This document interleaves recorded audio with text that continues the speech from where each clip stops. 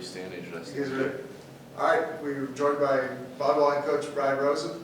Blue Jays played Nebraska last night in front of a record crowd. We're going to host the Creighton Classic this weekend. Coach, just give us the latest. Again, just overfilled with gratitude from the match last night. The crowd was incredible. The student section was just rocking and just gave us so much energy. There's a video posted of us winning that fourth set. And I actually watched the student section and the crowd more than I watched like our players in the point. And so just loved seeing them just kind of enjoy like every bit of that moment with us was cool. And just an experience that we all won't forget. And now we're moving on. USF coming up this weekend.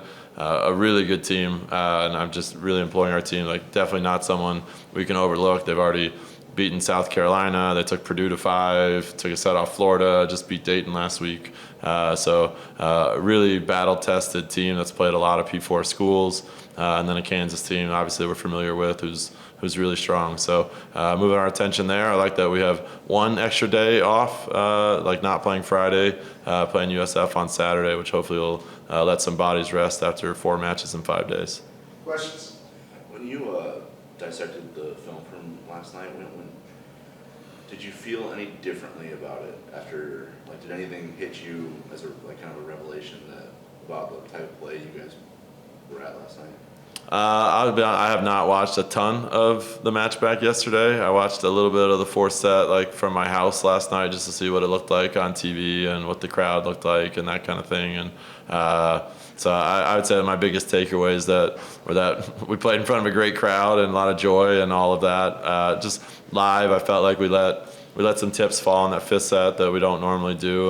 Those are the ones that I think as a team we want back. I mean, the biggest thing that we always talk about, like we pick up the junk, we don't let that kind of thing score.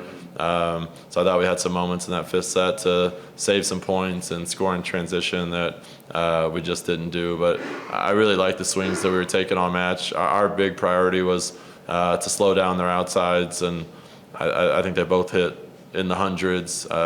Jaya, I just think doesn't get enough love for what she does as a blocker. We've put her on every opponent we faced this year's top outside, and she's shut pretty much every one of them down. So she's a phenomenal blocker, and we're just really lucky that she's on our right side. When it comes to, like you said, obviously you were disappointed, the players were disappointed that they let some of those tips drop. But when you're dealing with an opponent that is as athletic as Nebraska is, and they're just ripping balls for 4 sets, how difficult is it when they do change tempo on you in like a fifth set like that, where it's kind of short burst plays where they're just dropping the ball? Oh, absolutely. I mean, yeah, and they ran a little bit faster, and they hit hard. I mean, they got a lot of hitters that, you know, if they see space, could blow you up, and so you tend to get dug in as one of the biggest things we talked about in scout. It's going to be really easy to get on your heels against a team like that because they hit so hard, but we got to make sure like we dig the easy ones. So like we put our arms out and we try to get some digs on those hard driven ones down the line, and then everything else we go get.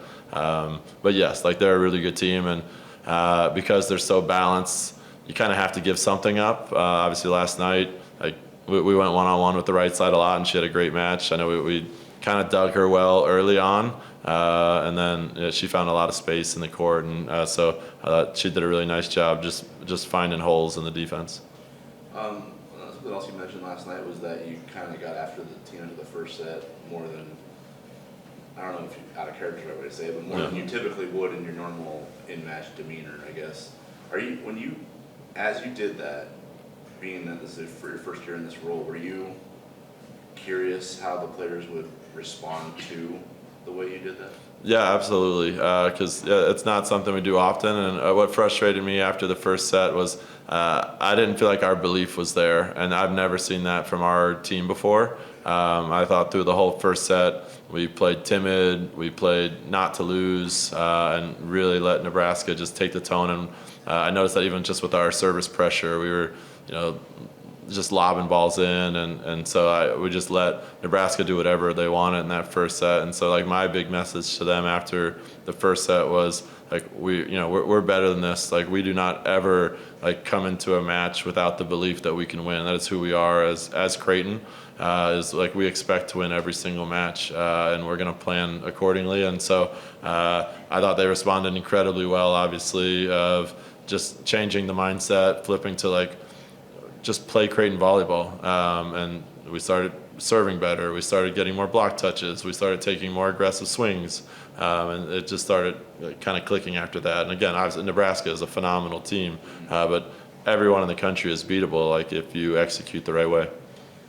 What do you think the team's belief is right now? Because I mean, obviously the record is 5-5, but the context of it is that you're still the only team in the country that's played the top 3 teams, and then you played Penn State when they're at full strength, so you arguably play the top 4 teams in the country. Yeah. Where do you think the team's belief is? Do you think they have an understanding of the context of what your record is versus what it would be if you played a soccer schedule? Yeah, I think we have a little bit of the best of both worlds. Right now our team is very aware that we are good enough to beat anyone, and we're also not there yet, which I think makes them hungry to come into practices, to come into individuals, to come into film, like trying to find ways to get a few points better.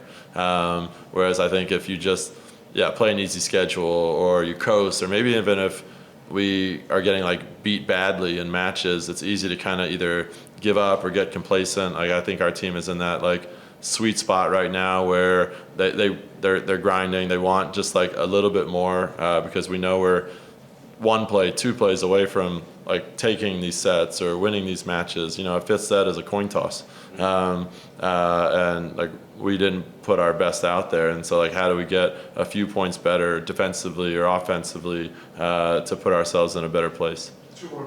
What did you see in I guess between I can't remember when, I think the switch was in 4 maybe, when you went to Sid in the Bro jersey. What were you kind of seeing that prompted you guys to make that switch, and how do you think it played out afterwards? Yeah, I just think uncharacteristically, Sage was just okay in serve receive yesterday. She's been phenomenal. I mean, she passed like a 2.25 on the weekend.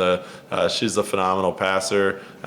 She just wasn't her night last night in those moments, and so we needed to make some kind of change after that 3rd set, and that's a position since preseason we felt great about both of them. I've said all season long, like we are better with both of them on the court and whatever that role is, and so made the change. I thought what was awesome was like they were so there for each other. Even when Sage was struggling early in the match, like Sid was there for her, and then when we made the switch, like Sage was her biggest cheerleader out there, and that it didn't affect Sage like in the match. Like she still played in the 4th and 5th sets in the DS role, and actually passed great in those 4th and 5th sets. So like I think it would have been easy for her to go in the tank in those 4th and 5th sets, and she refused to let that happen. And then Sid also did an awesome job like taking on the libero jersey and playing really well in those last 2 sets. So again, I'll say it again, like we are better with both of them on the court. I wish I could have just 2 liberos play all the time, but they haven't changed that rule yet. So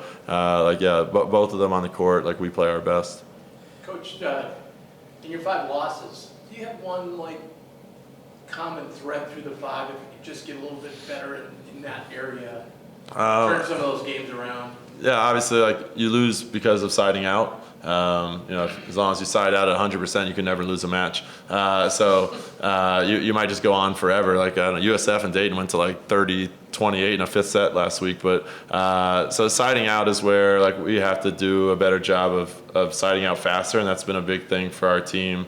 That they kind of created. Like Sage actually has been one of the ones who's been great at talking about like once we've given up 2 points, like really emphasizing like, all right, they got 2, like now we win, like and trying to flip that script on like not giving up more than 2 points in a row. I just think early on in some of those top 5 matches, we gave up some runs like untypically, and it's never the same rotation. I think it would honestly be easier for us to be like, okay, it's always this rotation that we're getting stuck in, and then we could go to work and fix that rotation. But it's kind of been a different spot, or well, this team got us in a rut because they did this, or this team got us in a rut because they did that. So it's been some different challenges, but in general, like we've got to side out just a little bit faster. Thanks, Brian. No. Thank you, guys.